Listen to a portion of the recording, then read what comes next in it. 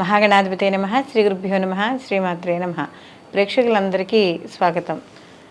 2024 June మాస ఫలితాలు. ద్వాదశ రాశుల వారికి నవగ్రహ సంచారాన్ని అనుసరించి శుభాశుభ ఫలితాలు ఏ విధంగా ఉంటాయి అనే విషయాన్ని మనం తెలుసుకుందాం. అలా తెలుసుకునే ముందుగా అసలు ఈ జూన్ మాసంలో గ్రహస్థితి ఎలా ఉంది, గ్రహాల యొక్క సంచారాన్ని బట్టి మిగతా ఈ ద్వాదశ రాశుల వారికి ఏ విధంగా ఉంటుందని తెలుసుకుంటే, రవి జూన్ 15వ తారీఖున మిథునంలోకి ఉదయం 7:30 ప్రవేశించడం అనేది జరుగుతుంది. అలాగే కుజుడు జూన్ 1న మేషరాశిలోకి అంటే తన స్వక్షేత్రంలోకి ఆయన ప్రవేశిస్తాడు. అది కూడా పగలు 3:37. బుధుడు జూన్ 14వ తారీఖున మనకి వృషభం నుండి మిథునంలోకి ఆయన ప్రవేశించడం అనేది జరుగుతుంది. అలాగే గురువు మనకి మాసమంతా కూడా వృషభ రాశిలో సంచారం చేయడం. శుక్రుడు జూన్ 12వ తారీఖున సాయంకాలం 6:30 ఈయన కూడా మిథునంలోకి ప్రవేశించడం అనేది జరుగుతుంది. రాహుకేతువులు ఇద్దరు కూడా మనకి రాహు వచ్చి మీనరాశిలోను, కేతు వచ్చి కన్యారాశిలోను సంచారము. శని భగవానుడు తన స్వక్షేత్రం మూల త్రికోణ స్థానమైన కుంభరాశిలో ఈ మాసం అంతా సంచారం చేయడం అనేది జరుగుతుంది. అలాగే చంద్రుడు ఈ మాసం మొదలుకొని అంటే ఈ మాసం ఉత్తరాభాద్ర నక్షత్రం నుండి మొదలుకొని మరియు ఈ మాసం అంతా కూడా ప్రయాణం చేసి తిరిగి మళ్ళీ ఆయన రేవతి నక్షత్రం వరకు ఈ మాసం అంతా కూడా ప్రయాణం చేయడం అనేది జరుగుతుంది. కాబట్టి ఈ యొక్క గ్రహాల యొక్క స్థితిగతులను అనుసరించి ఇప్పుడు వీళ్ళందరికీ ఎలా ఉండబోతుందో తెలుసుకుందాం. మీనరాశిలోకి పూర్వభద్ర 4వ పాదము, ఉత్తరాభద్ర 1, 2, 3, 4 పాదాలు, రేవతి 1, 2, 3, 4 పాదాలు మనకి ఈ మీనరాశిలోకి వస్తాయి. మీనరాశికి రాశ్యాధిపతి వచ్చి గురువు.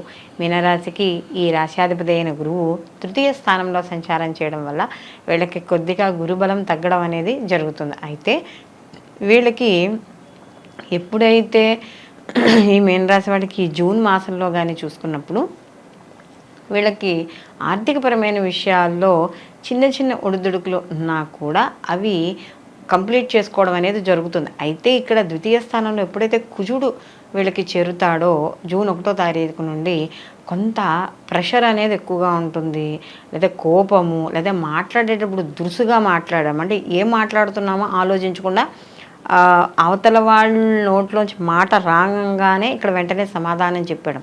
అది అధికారులు అవ్వచ్చు, ఇంట్లో వాళ్ళు కావచ్చు, బయట వాళ్ళు కావచ్చు, ఎవరి వల్ల అయినా సరే ఆ మాట్లాడడం దురుసుతనంగా ఉండడం వల్ల కొంత ఇబ్బంది పడే అవకాశం ఉంటుంది. కాబట్టి అలాంటి విషయాల్లో మీనరాశి వాళ్ళు కాస్త జాగ్రత్త వహిస్తూ ఉండాలి.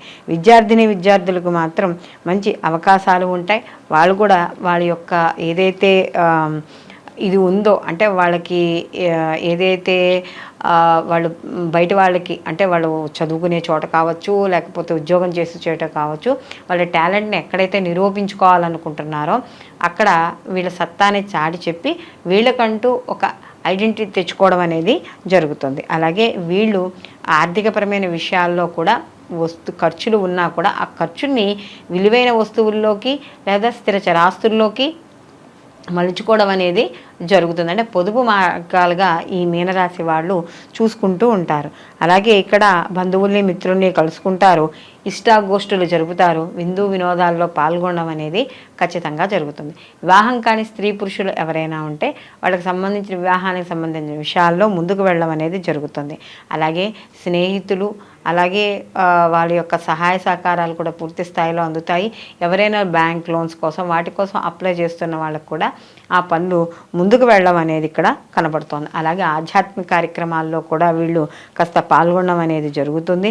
అలాగే కాస్త ఆరోగ్య విషయాల్లో మాత్రం వీళ్ళు ఈ యొక్క ఏళ్ళనాడు శని యొక్క ప్రభావం, అందులో వ్యయ స్థానంలో ఈ యొక్క శని భగవాన్ యొక్క సంచారం కాబట్టి తప్పకుండా వీళ్ళకి మధ్యలో వైద్యుని యొక్క సలహాలు, సంప్రదింపులు లేదా ఏదైనా ఏ రకంగానైనా సరే వీళ్ళు ఆసుపత్రికి వెళ్ళి రావడం అనేది జరుగుతుందంటే ఈ యొక్క హాస్పిటలైజేషన్ అవ్వడమో, లేకపోతే ఎవరైనా ఇంట్లో వాళ్ళ హాస్పిటలైజేషన్ అయితే వీళ్ళు 10 సార్లు హాస్పిటల్కి తిరుగుతూ ఉండడమో, ఇలాంటివన్నీ కూడా జరిగే అవకాశం అనేది జరుగుతుంది.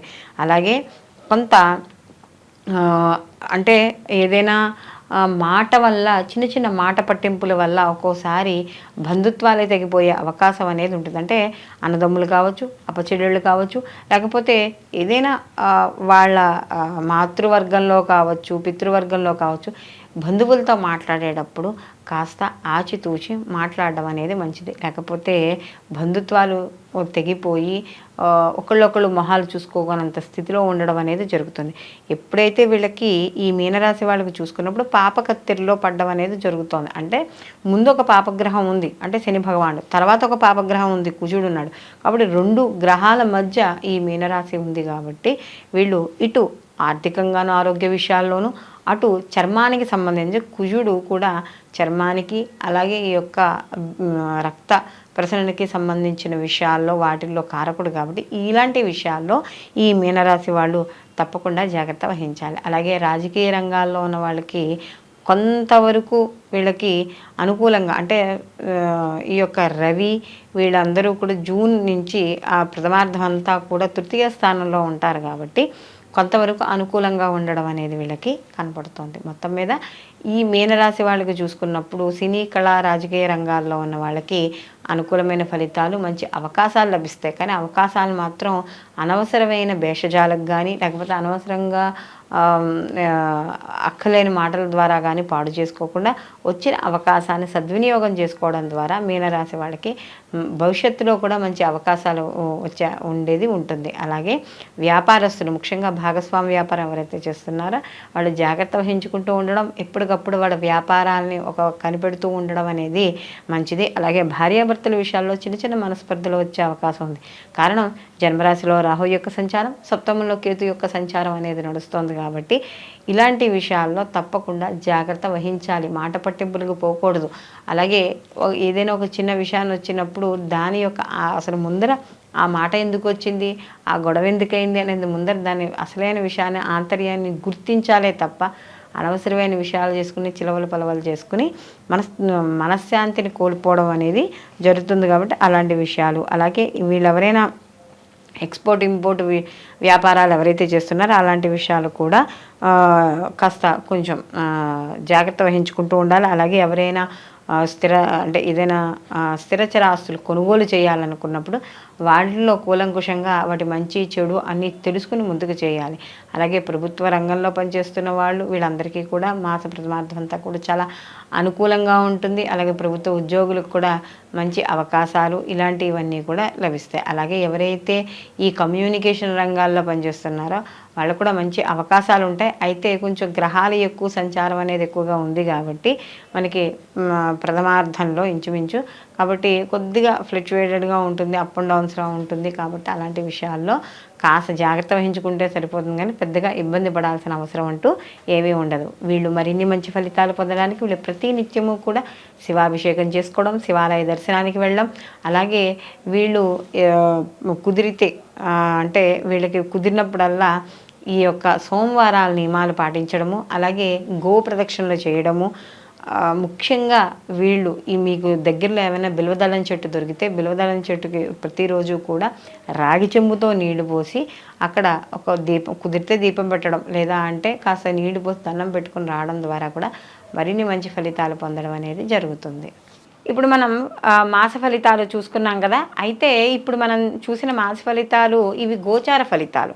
గోచార ఫలితాలు అంటే మనకి కేవలం 30% మాత్రమే వీటి ప్రభావం అనేది చూపించడం అనేది జరుగుతుంది. అయితే ప్రతి వాళ్ళు కూడా ఈ యొక్క గోచార ఫలితాలతో పాటుగా వాళ్ళ యొక్క జన్మజాతక ఫలితాలు కూడా తప్పకుండా పరిశీలించుకోవాలి. ఎందుకంటే జన్మజాతకంలో జన్మకుండలిలో చూసుకున్నప్పుడు వాళ్ళకి వాళ్ళ వ్యక్తిగత జాతకం అనేది కనపడుతుంది. అంటే వాళ్ళకి జరుగుతున్న మహర్దశలు, అంతర్దశలు, ప్రత్యంతర్దశలు అనేవి ఉంటాయి. కాబట్టి ఒకవేళ ఈ యొక్క గోచార ఫలితాలు బాగాలేకపోయినా ఇప్పుడు మీరు వినే ఫలితాలు ఉంటాయి, ఆ ఫలితాల్లో మీకు వ్యతిరేక ఫలితాలు కనపడుతున్నా మీ వ్యక్తిగత జాతకంలో కానీ అనుకూలంగా ఉన్నా, అంటే జరుగుతున్న మహర్దశలు అనుకూలంగా ఉన్నాయనుకోండి, అప్పుడు ఫలితాలు ఎలా ఉంటాయి, కాస్త అనుకూలంగానే ఉంటాయి. దానికి తగ్గ పరిహారంలో ఏమైనా చేసుకుంటే మనకి అనుకూలమైన ఫలితాలు వస్తాయి. ఒకవేళ గోచారం బాగుంది, మనకి వ్యక్తిగత జాతకం బాగాలేదు కాబట్టి అప్పుడు వ్యక్తిగత జాతకానికి సంబంధించిన ఏవైనా దోష పరిహారాలు కానీ అలాంటివి చేసుకుంటే సరిపోతుంది. కొంతమందికి రెండూ బాగుంటాయి కాబట్టి అప్పుడు అలాంటి వాళ్ళకి మనకి ఆ జాతకం అనేది చాలా అద్భుతంగా ఉంటుంది. వాళ్ళు పొందే ఫలితాలు కూడా చాలా అనుకూలంగా ఉంటాయని చెప్పవచ్చు. కాబట్టి ఇప్పుడు మన ఈ ఎప్పుడూ చెప్పుకునే మాస ఫలితాలు ఏవైతే ఉన్నాయో ఆ మాస ఫలితాలు గోచార ఫలితాలతో పాటు వ్యక్తిగత జాతకాలను కూడా తప్పకుండా పరిశీలించుకుని రెండు బ్యారేజ్ చేసుకుని అప్పుడు మాత్రమే ఈ ఫలితాలు అనేవి తప్పకుండా చూసుకోవాలి. సర్వేజన సుఖినో భవంతు. లోకా సంస్థ సుఖినో భవంతు.